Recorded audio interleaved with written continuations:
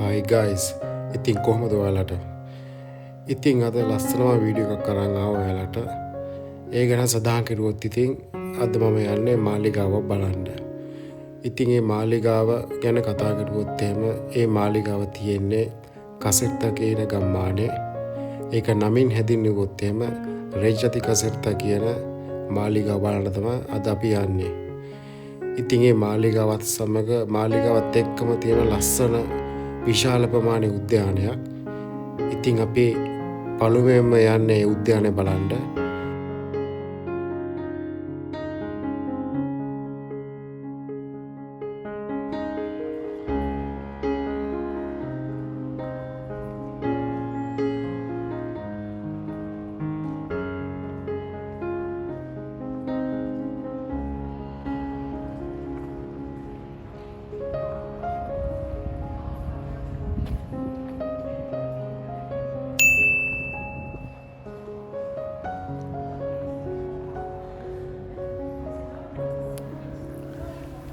ඉතින් guys අපි මේ මාලිගාව ඉතිහාසය ගැන කතා කරුවොත් එහෙම 18 වන සියවසේ ගෘහ නිර්මාණ ශිල්පය සහ ඉංජිනේරු විද්‍යාව පිළිබඳ වඩාත්ම අසාමාන්‍ය උදාහරණ වලින් එකකි.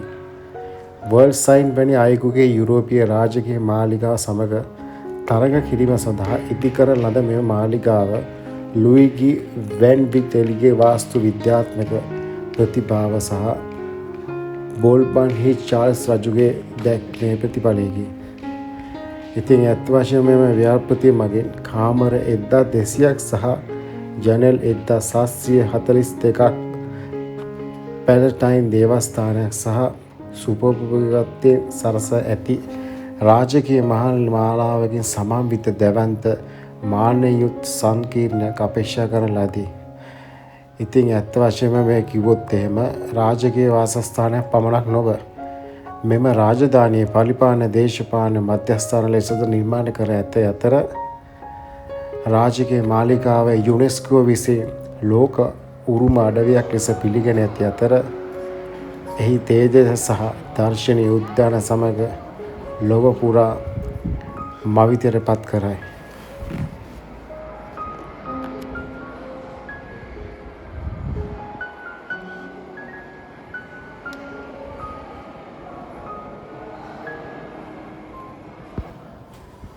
ඉතින් guys අපි මේ මාලිගාවේ උද්‍යානය ගැන කතා කරනොත් එහෙම මේ මාලිගාවේ වඩාත්ම දර්ශනීය අංග අතර හෙක්ටයාර් 123ක වඩා විශාල රාජකීය උද්‍යාන ඉතාලි සහ ඉංග්‍රීසි ටයිපොලොජි වලට බෙදා ඇති අතර උල්පත් මූර්ති සහ දිගු ප්‍රධාන මාවත අවසාන නැගී යන දර්ශනීය දියඇල්ලක් ඇත. ඉතින් ඇත්ත වශයෙන්ම උද්‍යානයේ මැදෙන ඩයනා සහ ඇක්ටියන් දෙවගණගේ තේජාන්විත දිය උල්පත පිහිටා ඇති අතර ඒ ග්‍රීක මිත්‍යාව නියෝජනය කර අතර ජලයෙන් මතුවෙන මූර්ති නාට්‍යමය සහ ආකර්ශනීය දර්ශනයක් නිර්මාණය කරයි. අවසාන වශයෙන් මරීනා කැරොලිනා රජනගේ නියෝගය නිර්මාණය කරන ලද ඉංග්‍රීසි උද්‍යාන දුර්ලභ ශාක පොකුණු සහ නව සම්භාව්‍ය දේවල් සහිත සංසුන් භාවයේ ക്ഷേම භූමියකි.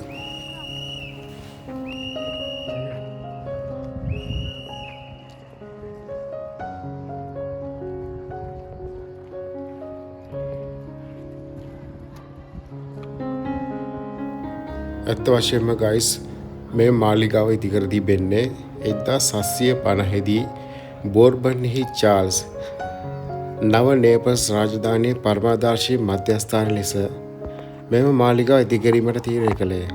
දැන් ඒ ස්වාධීන සහ ඉස්පාඤ්ඤ ආක්‍රමණයන් නිදහස් විය. රාජකීය මාලිගාව රාජධානියේ නව පරිපාලන අගනුවර ඉදිකරන ස්ථානයේ තෝරා ගැනීම සිදු වූයේ 16 වන සියවසේ ඇක්වීවා මාලිගාව ආධිපත්‍ය දැරු ටෙඩාදී ලැබෝරු තනිතලාවේ අනෙකුත් යුරෝපීය රාජකීය නිවාස සමග තරඟ කිරීමට අදහස් කරන ලද මෙම දැවැන්ත ඉදිකිරීමේ ව්‍යාපෘතිය විවිධ විපර්යාසයන්ගෙන් පසුව වඩාත් වැදගත් දර්ශන වන ශිල්පියෙකු වන ගැස්පර් වැන් විල්ටන්ගේ පුද්ගල නිර්මාණ ශිල්පියෙකු ලුයිගි වැන් වික්ටෙලි වෙත බාර දෙන ලදී.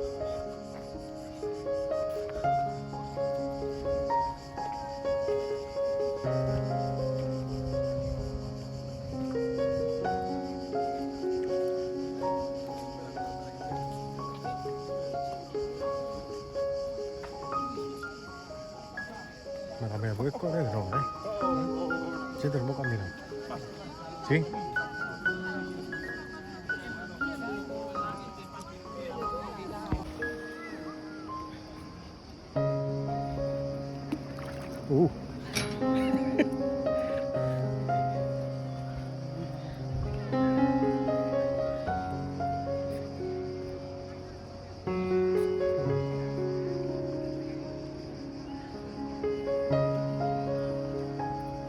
Này.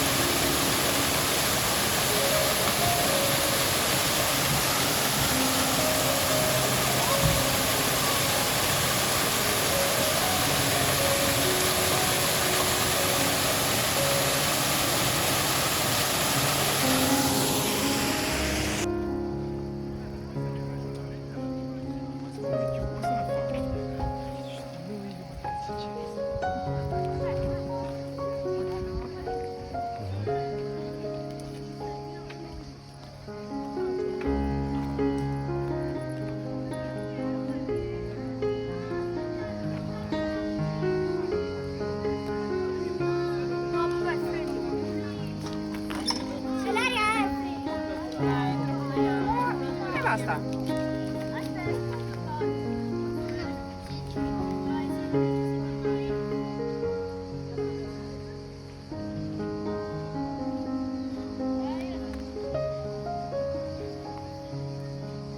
Fatto bellissimo, dai.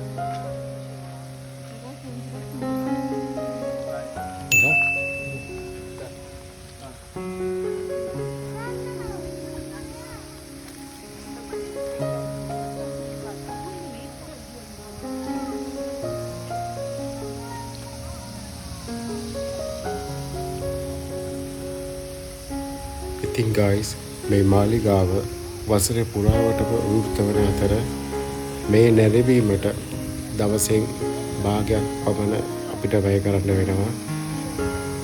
ඉතින් ඒ වගේම තමයි අපිට මේ තැන් වලට આવුත් එහෙම මේ විදිය ලස්සන විශාල ප්‍රමාණයේ ජල උද්‍යාන සහ විවිධ වර්ගයේ මාළු වර්ග සහ අනිකුත් සත්තු අපිට දැක ගන්න පුළුවන්.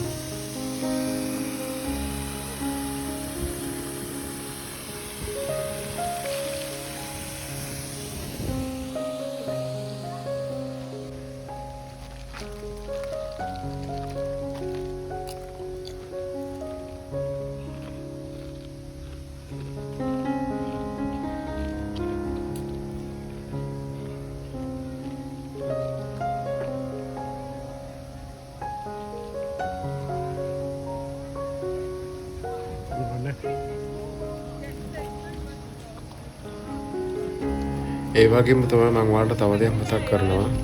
මේ නැරඹීම සඳහා විශේෂයෙන් මගීන්ට පහසු වෙන ආකාරයට මේගොල්ලෝ විශේෂ බස් සේවාවක් සපයලා දීලා තියෙනවා. ඒ වගේම අපට යෑමට සහ ආපසු ඒමට ඒගොල්ලෝ මේ විදිහට බස් සේවාවක් සපයලා දීලා තියෙනවා. ඒක ඇත්ත වශයෙන්ම මේ මගීන්ට සහ අනිකුත් සියලුම ජනතාවට ඉතාම පහසු සේවයක් කියලා මම හිතනවා.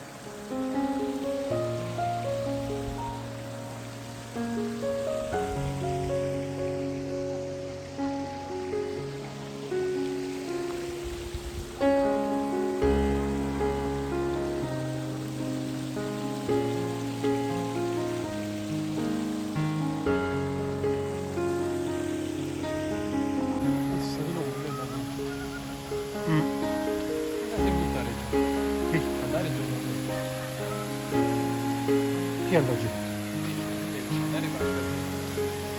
No. Boh. Sei assai qui.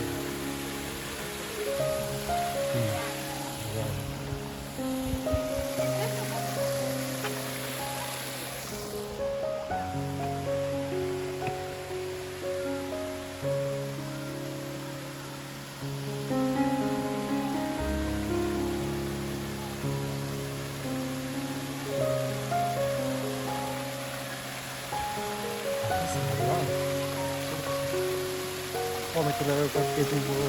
No.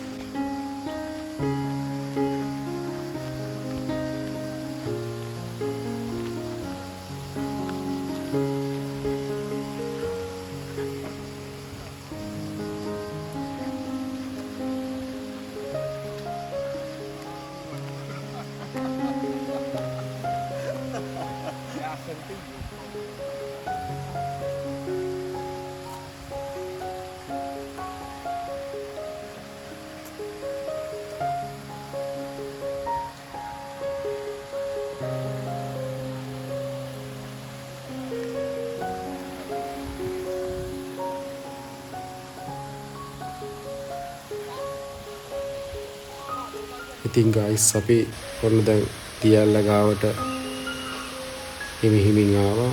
Mamma mia. ඉතින් ඇත්තටම කිව්වොත් එම ගයිස් මේ තියල්ල පුදුමාකාර ලස්සනක් තියෙන්නේ. ඒ වගේම අවටත් පුදුමාකාර ලස්සනක්. සා නිස්කලංක භාවයක් තියෙනවා.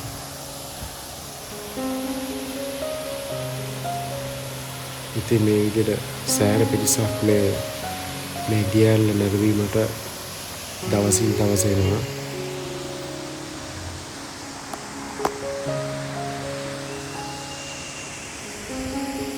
ඔයාලට පේන ඇති දැන් දියැල්ල ගාව ඉඳලා මාලිගාවට කොච්චර දුර තියෙනවද කියලා.